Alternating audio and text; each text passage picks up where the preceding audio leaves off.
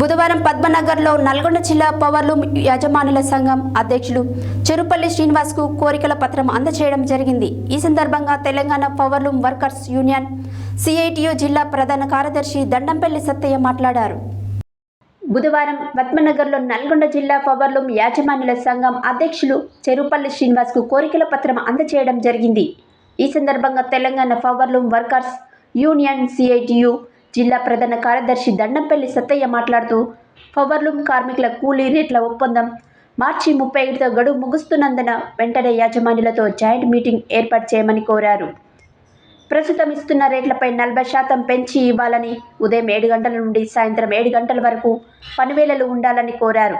కంపెనీలో మంచినీళ్లు, వాష్రూమ్లు ఏర్పాటు చేయాలని, పని ప్రదేశాలలో ప్రమాదాలు జరిగితే యాజమాన్యమే బాధ్యత వహించాలని, పిఎఫ్, ఈఎస్ఐ, ప్రమాద బీమా సౌకర్యం కల్పించాలని, కంపెనీలో ఫస్ట్ ఎయిడ్ బాక్స్ ఏర్పాటు చేయాలని కోరికల పత్రంలో వివరించారు. కార్మికుల కోరికల పరిష్కారానికి వెంటనే జాయింట్ మీటింగ్ ఏర్పాటు చేయాలని కోరారు. ఈ కార్యక్రమంలో Telangana powerloom workers union CITU Nalgonda జిల్లా అధ్యక్షులు పెండెం రాములు, కోశాధికారి గంజి నాగరాజు, ఉపాధ్యక్షులు పెండెం బుచ్చిరాములు, సహాయ కార్యదర్శి పసునూరి యోగానంద, పద్మనగర్ ఏరియా కార్యదర్శి సూరంపల్లి భద్రయ్య, ఇండస్ట్రియల్ ఏరియా కార్యదర్శి దేవులపల్లి గిరిబాబు, జిల్లా నాయకులు నిమ్మనగోటి సైదులు, గంజి చంద్రయ్య, ఎల్గం ఆంజనేయుడు తదితరులు పాల్గొన్నారు.